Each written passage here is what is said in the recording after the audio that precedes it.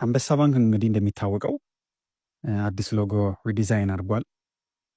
ዊችስ ከዚህኛው ከበፊቱ ሎጎ ወደዚህኛው ቀይሮታል ማለት ነው።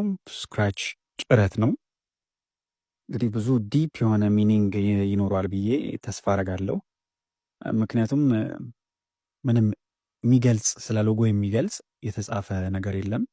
ኢንፋክት ይሄ ሎጎ ዲዛይን የተደረገው ቤሪ አድቨርታይዚንግ ነው።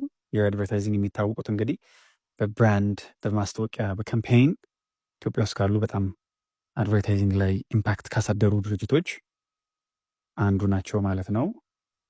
እንግዲህ አንበሳ ባንክ የመጨረሻው ነው ማለት እንችላለን። ከባንኮች ሪብራንድ ያደረገው ካምፓኒያቸውን ማለት ነው። ዊች ኢዝ ደስ የሚል ነው።